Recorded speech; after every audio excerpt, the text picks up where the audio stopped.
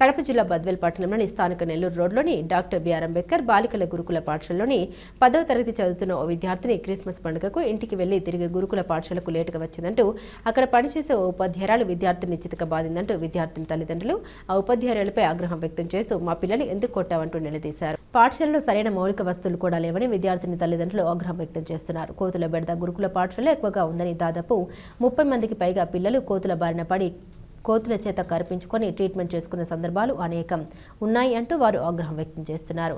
అసలు గురుకుల పాఠశాలలో ఏం జరుగుతున్నది, గురుకుల పాఠశాల బయటకు తెలియనీయకుండా చేస్తున్నారంటూ విద్యార్థిని తల్లిదండ్రులు ఆగ్రహం వ్యక్తం చేస్తున్నారు. ఇక్కడ జరిగే విషయాలు బయటకు చెబితే మీ సంగతి చెబుతామంటూ విద్యార్థిని భయపడుతున్నారంటూ విద్యార్థిని తల్లిదండ్రులు పేర్కొంటున్నారు.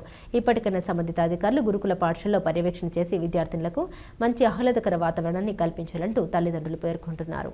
బద్వేల్ స్కూల్ నుంచి స్టాఫ్ మాట్లాడుతున్నాను. ఇక్కడ నేను ఇన్ఛార్జ్గా వర్క్ చేస్తున్నాను. జరిగిన విషయాన్ని పేరెంట్స్ నా దృష్టికి తీసుకొచ్చినారు. ఆ తర్వాత పిల్లలు కూడా చెప్పినారు ఇట్లా జరిగిందనేసి. ఈ విషయాన్ని నేను మా హైయర్ ప్రాక్టీస్కి చెప్పి మేడం మీద యాక్షన్ తీసుకునేవాళ్ళం చూస్తాం. నమస్కారం సార్, లోకేష్ గారికి, నారాయణ సార్కి. అంతకుముందు ఇక్కడ ప్రిన్సిపాల్ మేడం ఉన్నింది. ఇంత గొడవ కానీ ఏది కూడా జరగలేదు సార్. ఇప్పుడు ప్రిన్సిపాల్ మేడం కూడా కొంచెం కూడా ఏది కూడా రెస్పెక్ట్ లేదు. అంతకుముందు ప్రిన్సిపాల్ మేడము గేట్ గా నుంచి యువతలకు లేదు, పిల్లలకు కానీ వాళ్ళకి అందరికి కానీ భయం ఉన్నది. ఇప్పుడు అనేది భయం అనే మాటే లేదు సార్. ఒక బాత్రూమ్ కానీ ఫుడ్ కానీ అన్నీ మా పిల్లలకి మాకు నీట్నెస్ భవిష్యత్తు బాగా చూపాలని మేము కోరుకుంటున్నాం సార్. నారాయణ లోకేష్ సార్ గారికి, ముఖ్యమంత్రికి, వాళ్ళకందరికీ నమస్కారం సార్. ఒక పాపని లేటుగా తీసుకొచ్చిన దానివల్ల ఆ పాపని చెరువు తీసుకున్నారు సార్. ముందు కొట్టింది, మేము గమ్ముగా బయటకు వచ్చేసినాము. మళ్ళీ వెంటనే మళ్ళీ లోపలికి తీసుకుపోయి మళ్ళీ కొట్టింది సార్. ఆ చంప ఈ చంప వాయి కొట్టింది సార్. వాళ్ళకి జలుబులు చేస్తున్నాయి రోజు రోజు. మళ్ళీ మీ పిల్లలు అది తిని ఇది తిని జలుబులు చేస్తున్నాయని అంటున్నారు. నీళ్ళు వసతి కల్పించాలని, ప్లస్ కోతులు కూడా మంచిగా తోలేయాలని కోరుకుంటున్నాం. తిండి పిల్లల నుండి తీసేసుకోవడము, పిల్లలు ఏదైనా తింటా అంటే అవి మీదకి వచ్చి పిల్లల మీద అట్ట 2-3 జరిగినాయి సార్. మంచిదే, మంచిగా ఉండాలా, మా పిల్లలకు భవిష్యత్తు బాగా చదువు చెప్పాలా, మేడం మంచి బాగుండాలా. ఈ మేడం ఎందుకు చేస్తుందో మనకు తెలియదు. ఒక మేడం తప్ప ఒక మేడం అయినా ఉంటారు. ఆ మేడం కొట్టింది, మేము పేరెంట్స్ ఎడనంగానే కొట్టింది. మేము చెప్పినాము, వరిసినాం, పోయినాము. మళ్ళీ వెంటనే మేము మళ్ళీ వాంచి కొట్టేసింది రూమ్లో తీసుకుని. అదైతే చాలా తప్పు మేడంది. కొంతమంది అందరూ మేడం ఉన్నారు కానీ ఇంత ఇరుటు మేము మేడం లేదు. అది మేము అటు పోయినా మా పిల్లలు మేడం ఏమన్నా మళ్ళీ బాగుంటుంది. అది చెప్తాను. రావణమ్మ మేడం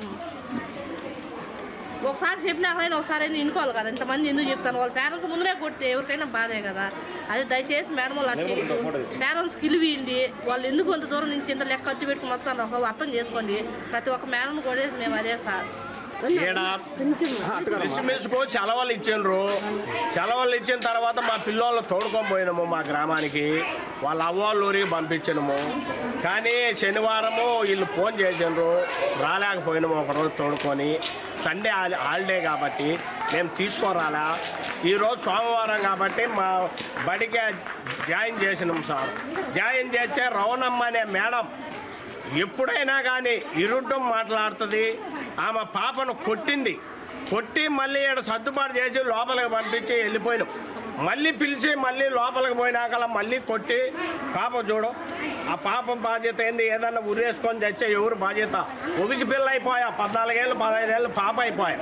ఇప్పుడు ఈ ఆమె పైన విద్యాశాఖ మంత్రి నారా లోకేష్ గారు సార్ ఈ గురుకులం బద్వేల్ నియోజకవర్గంలో గురుకుల పాఠశాలలో ఈ టీచర్లకు రవణమ్మ అనే మేడంకు ఏదన్నా ఆమెకు దగ్గర చర్యలు తీసుకొని ఈ బడి కంట్రోల్గా పెట్టి ఈ పిల్లలకు భోజనాలు కానీ ఆహారం కానీ నీళ్లు కానీ ఇవన్నీ ఇక్కడికొచ్చి చెకప్ చేసి పొమ్మని నేను కోరుతున్నా సార్. మా పిల్లలను ఇబ్బంది పెడతా రవణమ్మ అనే మేడం. ఎందుకు కొట్టింది మేడం మిమ్మల్ని?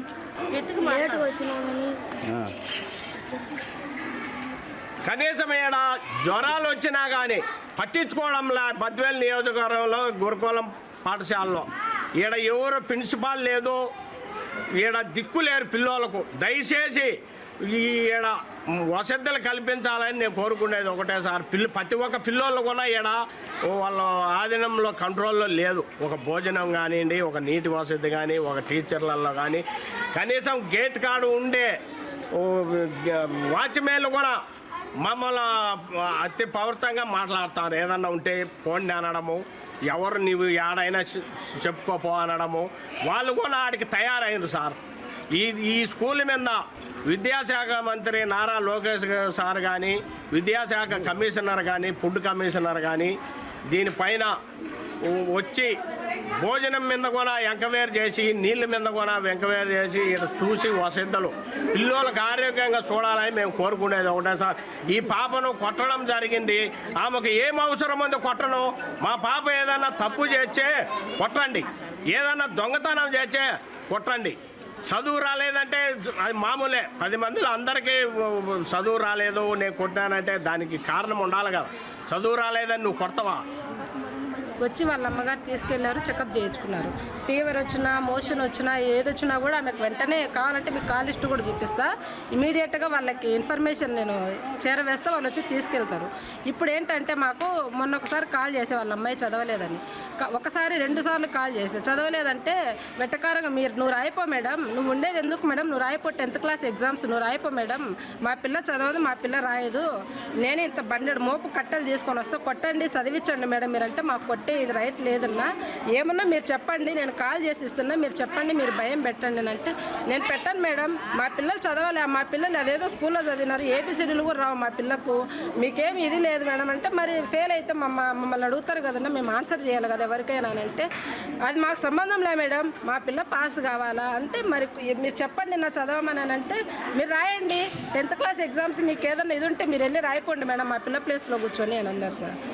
అన్న తర్వాత ఇప్పుడు ఏమైంది 100 days యాక్షన్ ప్లాన్ ఉంది. 100 days యాక్షన్ ప్లాన్ ఉంటే నేను బిఫోర్ క్రిస్మసే చెప్పాను ఆయనకు, ఏమని చెప్పి అమ్మాయికి చెప్పే వాళ్ళ అమ్మకి కూడా చెప్పాను నేను 100 days యాక్షన్ ప్లాన్ ఉంది, ఏ రోజు మార్క్స్ ఆ రోజు ఆన్లైన్ చేయాలి, ఎగ్జామ్స్ ఉన్నాయి, శనివారం పొద్దున్నే 9-10 గంటలకల్లా తీసుకోనండి అని చెప్పాను. అంటే వాళ్ళ అమ్మగారు ఏమన్నారు తీసుకొని వస్తానని చెప్పారు. మళ్ళీ 10-11కి నేను కాల్ లిస్ట్ కూడా చూపిస్తాను మీకు, 10-11 కాల్ చేసి అన్న ఎగ్జామ్ ఉంది, ఈవినింగ్ 4కి నేను మార్క్స్ ఆన్లైన్ చేయాలి అని అన్న. అంటే మేడం ఊరికి పోయింది, మధ్యాహ్నం తీసుకొని వస్తే 2 గంటలకు కాకపోయినా 4 గంటల కన్నా స్కూల్లో చేరవేయండి అన్న, ఎగ్జామ్ ఉంది అమ్మాయికి, మేము మార్క్స్ ఆన్లైన్ చేసుకోవాలన్న. అన్న తర్వాత సరే అని అన్నారు. ఇంకా తర్వాత మాకేం రెస్పాన్స్ లేదు. మొన్న శనివారం ఎగ్జామ్ ఉంది, ఆదివారం ఎగ్జామ్ ఉంది, ఈ రోజు ఎగ్జామ్ ఉంది. నేను అడిగా ఏమనంటే ఇప్పుడు కూడా వెటకారంగా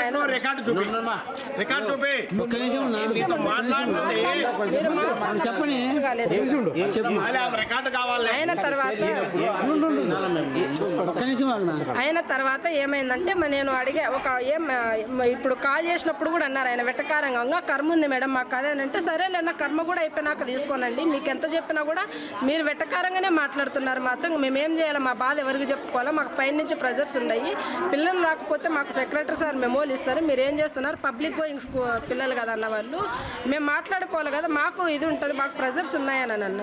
అంటే నేను అర్చన మాట వాస్తవం, అమ్మాయిని ఎందుకు రాలేదు ఎందుకు చేయలేదని, ఇంకా దానికి వాళ్ళు ఇంత ఇష్యూ నేను చెప్పినాను ఆల్రెడీ, పొరపాటు అయిందనే విషయం కూడా నేను చెప్పే వాళ్ళకి, ఇంకా మీ పాప నేనేమనలే, మీ పాప అనను, మీ పాప నేను చేయనని కూడా చెప్పాను నేను.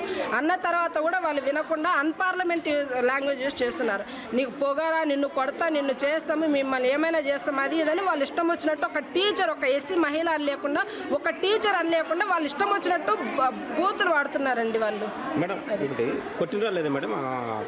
ఫస్ట్ టైం అనేది ఒక చెంపదెబ్బ నేను కొట్టే తర్వాత వాళ్ళు వచ్చి గొడవ వేసుకున్న తర్వాత నేను అరిచి ఎందుకు అంత ఇది చేశారనని లేదు, నేను జస్ట్ అరిచాను. వాళ్ళు ఇష్టం వచ్చినట్టు అన్పార్లమెంట్ లాంగ్వేజ్ యూజ్ చేస్తున్నారు, నీకు పొగరా, నిన్ను కొడతాము, నిన్ను దొరుకుతాయని వాళ్ళు ఇష్టం వచ్చినట్టు మాట్లాడుతున్నారు అన్న వాళ్ళు.